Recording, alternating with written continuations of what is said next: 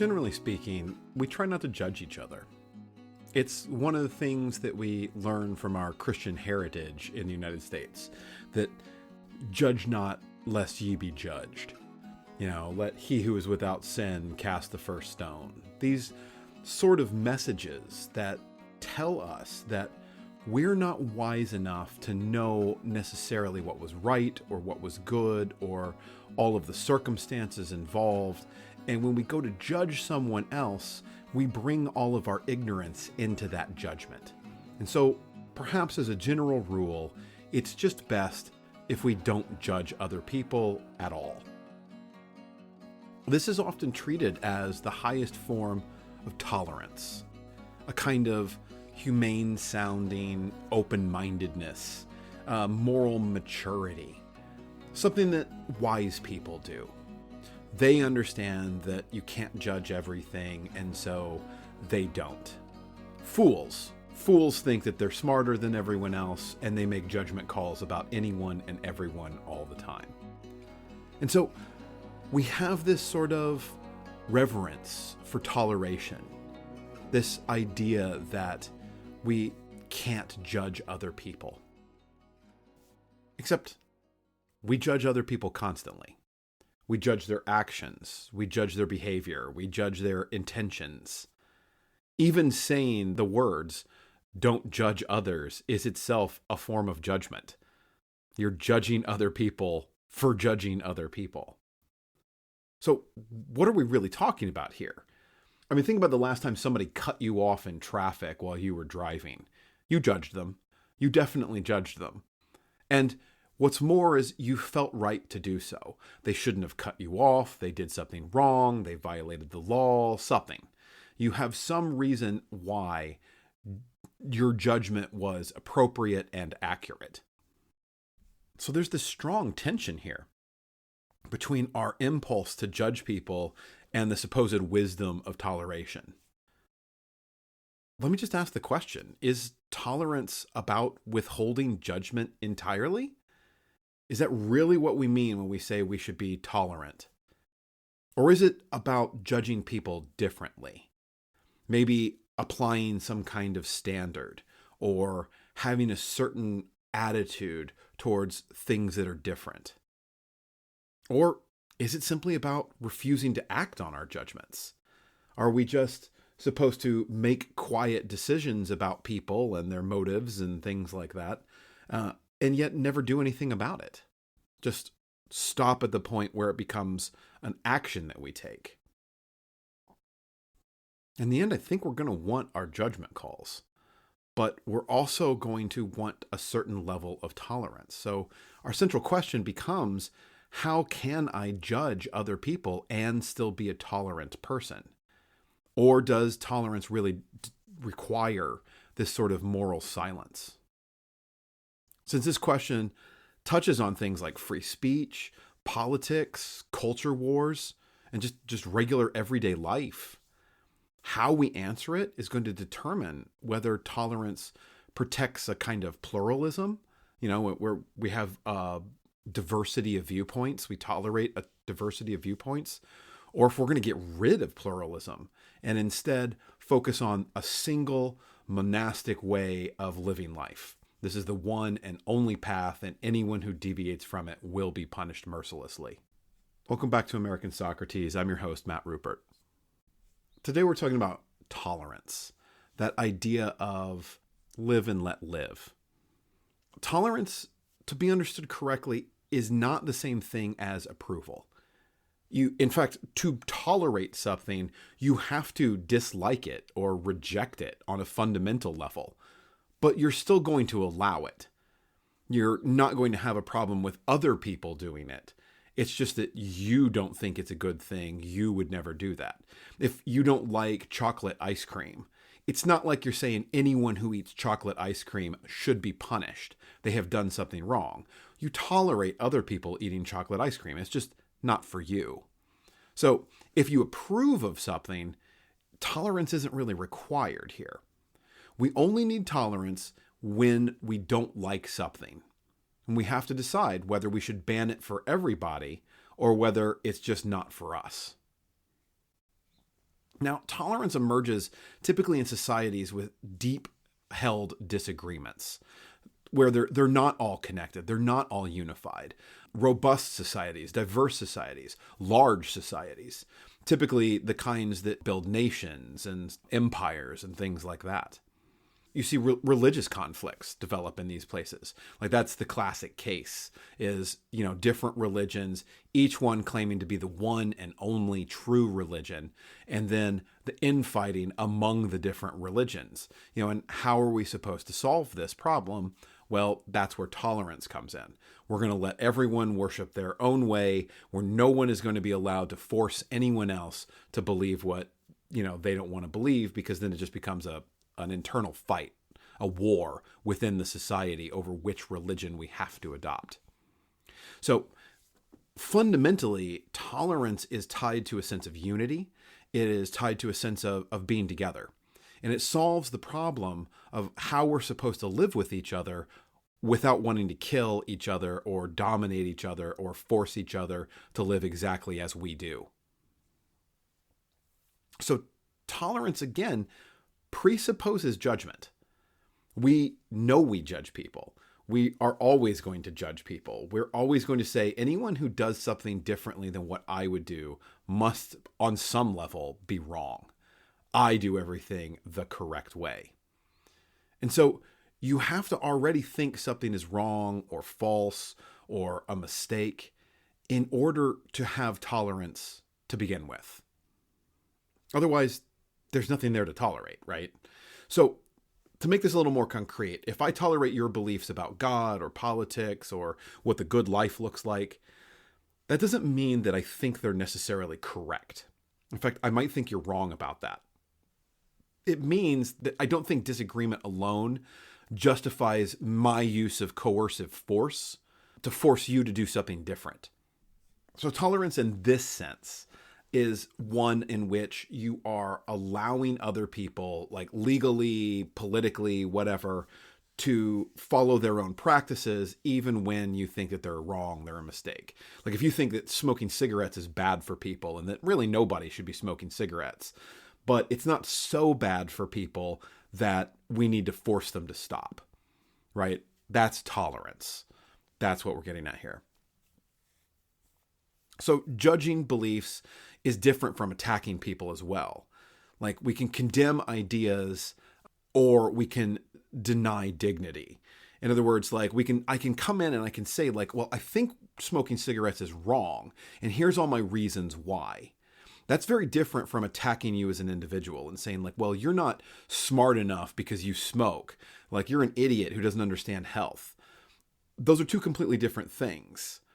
And tolerance as a concept is meant to protect people from that sort of denial of their dignity, denial of their ability to rationally make mistakes and proceed anyway. It's not meant to shield ideas from criticism.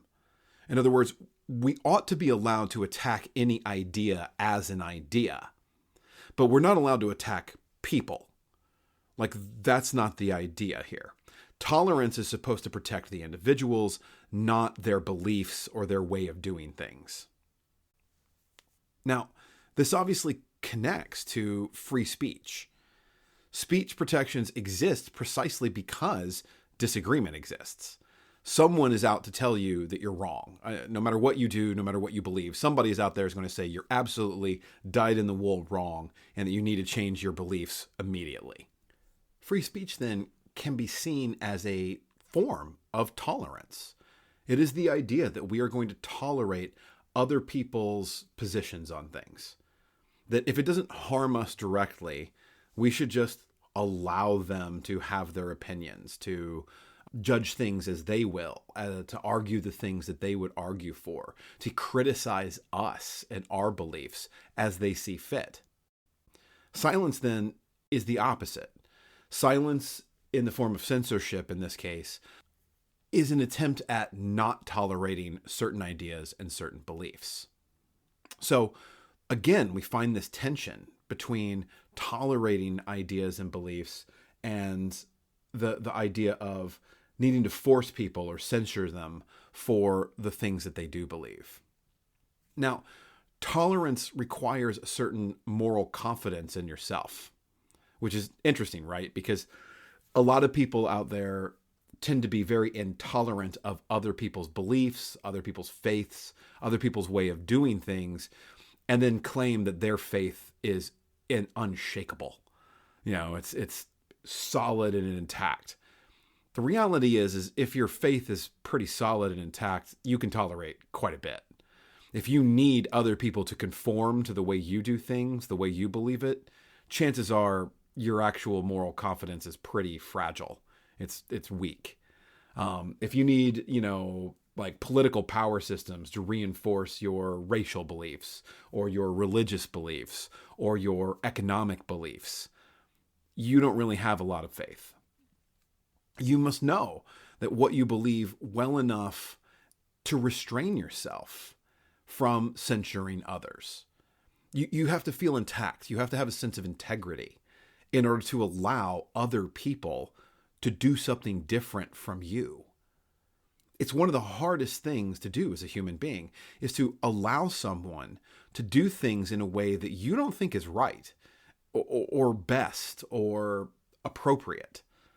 And yet at the same time realize it's not really my choice. It's their choice. And to say they're not doing anything to me. It's not an affront to me that they do things differently. It's just the way they're going to do their things. I'm going to allow that. I'm going to I wouldn't do it that way, but that's their business, right? That's the kind of tolerance we're talking about here. You're still making a judgment call. You're still morally saying hey, that's not right, or I wouldn't do that. But it's not so bad that you feel like no one should be allowed to do that. No one on earth should be allowed to do that. It takes more of us than just a kind of indifference. Tolerance demands something of our moral attention and our moral criticism. It's kind of a judgment that we have to make about ourselves as we do our judging of others. But there's a paradox here. If a society tolerates everything, if we have maximal toleration, I'm going to let you be you and I'm going to be me, we would have to include a certain level of intolerance into the things that we tolerate. Intolerant forces then can destroy tolerance itself. In other words, tolerance can become so tolerant that it has to tolerate its own self-destruction and allow people who will force one way of doing things onto everybody to come to power. And this is not abstract nonsense I'm talking about here. Intolerance is not just some random belief, right? It's a practice that is aimed at excluding people, at dominating systems, at silencing anyone critical of these political and power structures. When tolerated without limit, we eliminate the idea of pluralism. We make diversity of thought an enemy. We say that there's only one right way of doing things, and that's my way, and anyone who doesn't like it gets put to the sword. Now, this might sound fine if you think that you're going to be the dominant one and that you're going to be the one putting others to the sword. But that almost never happens. Generally speaking, these intolerant, anti-pluralist regimes eat their own children, right? The supporters come in thinking that they're on board, they're loyal, they're part of this system, and then it turns on them. They become next in line. This is famously done with the Nazis. Lots of people supported the Nazis and were very openly supportive of things until they said something that offended the wrong person in power. And then they themselves found that they were the victims of that same establishment. They couldn't defend themselves. They couldn't claim that they knew better or they didn't understand. And what ultimately ended up happening was they ran afoul of the very same system that they wanted to use to hurt other people and to make them conform to their beliefs. So people make this mistake then, that they assume tolerance means a refusal to judge anything or anyone. But refusing to judge intolerant movements is itself a judgment of those. You're saying that, yes, while racists, for example, exist, we shouldn't tell them not to be racists. That would be intolerant of us. And so we have to tolerate their intolerance. But that is favoring a group that is going to use power and aggressiveness to dominate and hurt other people. So I think at that point, like it's fair to draw a line, right? A group that openly advocates removing rights from other people, treating that as just some other opinion, misunderstands the real threat here. The issue is not some kind of offense, but a destruction of shared conditions, right? If they can't tolerate you, then you don't have to tolerate them. It's that simple. Tolerance is mutual, or it doesn't exist at all. If I do not have to tolerate you if you tell me that people like me need to be rounded up and shot, well, then people like you need to be rounded up and shot. Like, we're going to turn this right back around. If you think that that's unfair, that I could claim that, well, then maybe you shouldn't claim what you're claiming too. It's a key distinction, right? That tolerance applies to disagreement within a shared framework. It does not apply to efforts to dismantle that very framework. And it's not hypocrisy to say that. It's just the preservation of the system. Like free speech. Free speech is a tool, but it could be used as like a suicide pact. It exists to facilitate disagreement, but not to protect like domination. This is meant to have us argue so that we can come closer to the truth. It's not to calcify who's got money and who's got power and who gets to have it their way, and anyone who disagrees with them just has to be put out. Speech that aims to end free speech just occupies a completely different moral category. It's not even in the realm of the same society that we have. So the paradox of tolerance forces us to draw boundaries then, like around it. Boundary drawing is not authoritarian by default. I think a lot of people think it is, that when you draw a boundary, you're actually like acting like you're violating someone's rights or something like that. That's not the same thing. Having a law that says you can't do certain things is not in any way authoritarian. It is just the way societies function. And so the difference between what is authoritarian laws and what is a non-authoritarian law is going to come down to what is being protected and why we need to protect it. We have to understand what the function of the law is, what the spirit of the law is, and that will do the work of justifying it. The refusal to judge then often masquerades as some kind of humility here, but it's also a kind of moral cowardice, a way to avoid the responsibility for consequences, a way not to tell racists or monstrous people that they're not allowed to be monstrous and you don't really care how much money they have. It's that idea. You need to assert that sort of boundary-making authority if you're actually going to be a tolerant human being. So there's a time when judgment should not only be permitted, but it's actually required. We have to reject these kinds of false binaries that we keep falling into like little traps, like judgment or compassion. Sometimes being judgmental is being compassionate. Tolerance or moral clarity. You're being tolerant when you have moral clarity. Or free speech versus responsibility. You should be allowed to speak your mind, but only under certain conditions and in certain places and in certain ways. It's not like you can just say anything you want at any place at any time and that you are being good because you have freedom of speech. We need to reframe our judgments then. I mean, judgment is inevitable. There is no way you're going to go through not just life, but like today without making dozens of judgment calls. The real question is how and where we're going to exercise that judgment. We need to identify legitimate objects of judgment, right? Actions that can cause harm is a great place to start. Is this going to hurt somebody? And if so, then we need to hesitate before we just rush forward asserting rights or judgments or our beliefs and our ideas. Movements that aim to exclude or dominate people. Those are things we should be openly criticizing. We should look at them and say, like, well, what is it they're trying to do? What is it that they're trying to accomplish? Or practices that undermine a shared civic life. Anything that destroys the unity of our society should at very least be suspect. It should be something that is heavily scrutinized and heavily criticized. It might end up being the best course of action for us, but chances are it's not. And if you're not aware of that, you're probably not looking very deeply into the issue. At the same time, we need to identify illegitimate forms of judgment making.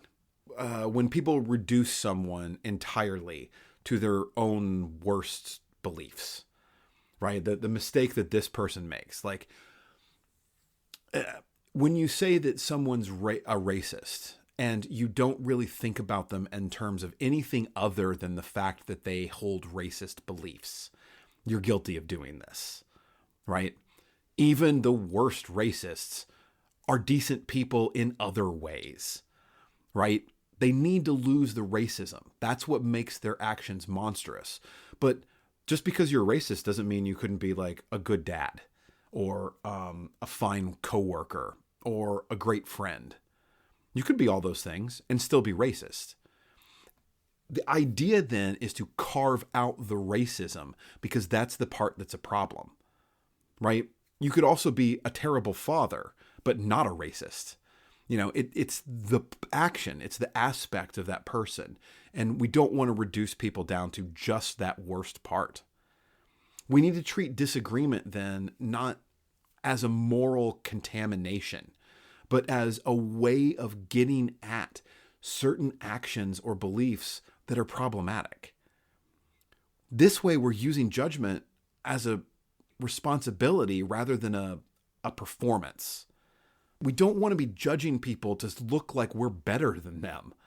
We want to be judging people to make those people better than they are. The goal is not to aggrandize ourselves, to make ourselves seem like we're superior. The goal is to help build other people's lives up. It's supposed to be about them, not about us. And I think for the majority of Americans, they're just completely turned around about that. They really believe that the whole point of judging other people is to look better than them, to appear like the most morally adept person in the room. So you get this sort of like moral witness posture. You should judge people without dehumanizing them. You know, you can condemn their ideas without erasing them as people. You can do all of that, but it does require a kind of restraint, a kind of clarity, and a kind of moral courage on your part. If you do it, you help other people with your criticisms, with your judgment, with your wisdom. If you do the opposite, if you just sort of posture how good you are, really all you do is make everything intolerant. And this can be done both on the right and the left. You know, the religious right is terribly guilty about this, but there's also like aspects of the left, you know, the woke culture thing that can pick up this same exact problem. You know, they end up sounding just like the hardcore right wing, just on the opposite side of the issue. They're not trying to use like the wisdom of feminism, let's say, to make people more feminist or to better understand women's issues, but to simply condemn people as less than them because they don't know the things that they know. That's a problem. If we're really going to give in to this idea of free speech, then, if we're really going to commit to it, it demands tolerance, but it also demands the tolerance of being challenged itself. It demands judgment about what threatens the space of judgment itself. Speech is protected, but it's not consequences free, right? There needs to be room to punish people who would use something like free speech to undermine free speech. I think of like Elon Musk here, and I don't like what's being said on a certain platform, so I use my immense wealth to buy the platform and enforce my way of looking at things. Right? That's not free speech. That's certainly not any better. It's just different. I should be allowed to censor anyone I want, and, you shouldn't be able to stop me, because otherwise you're stomping on my rights or something like that. So, if we had to do like a short answer for all of this, I would say yes, you can judge others. And in some cases, I would say, in fact, you must judge others. You are doing something wrong if you're not judging them. But the moral failure here is not judgment. It's a sort of carelessness or maybe cowardliness when it comes to making these judgments. So I guess in the end, if we're going to live a good life, we need to find a way to tolerate other people, to allow them to be different from us, and yet at the same time have the integrity, to change our own beliefs only through criticism, to not feel bad if somebody does something different from us, to judge constructively, so that our aim is to help others grow and hopefully, surround ourselves with people who have that same aim, who are there really to help us grow. People who are going to tell me when I make a mistake and I say something that is racist or sexist or something like that. And then I'm open to that. I'm open to the idea that I'm going to fuck it up every now and then. It's not something I want to do, and I take care not to do it, but I'm not perfect enough to never make those kinds of mistakes. Not to mention the fact that in some people's estimations, I'll never be perfect enough. Just anything that I would have to say would have to be wrong, and we can go too far with this judgment thing. So, my challenge to all of you is to, I don't want this to turn into a sense of outrage. I don't want this to be a call or a license to moralize on people. I want this to be a chance for like self-examination. Where have you confused tolerance in your life with silence? You were just silent about something, not tolerant. And where have you judged without being responsible? Where have you told other people that they're wrong only because it made you feel like you were better than them? Does this judgment protect shared life or merely flatter your identity? Does it aim at understanding, at correction, or does it aim at domination? Tolerance is not the absence of judgment. It is judgment under a certain kind of restraint. It is the discipline of living with disagreement without surrendering a sense of moral seriousness. And remember, a tolerant society is not one that believes in nothing. It's one that knows what has to be defended, and especially why it must be defended.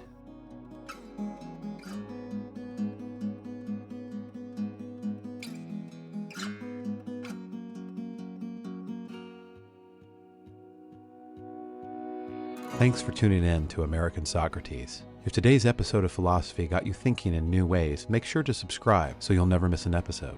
New, full episodes drop every Wednesday. If you enjoyed the show, leave a review. It helps others find us, and it means a lot. And if you know someone who could use a little more practical wisdom in their life, share this episode with them. Until next time, keep questioning everything.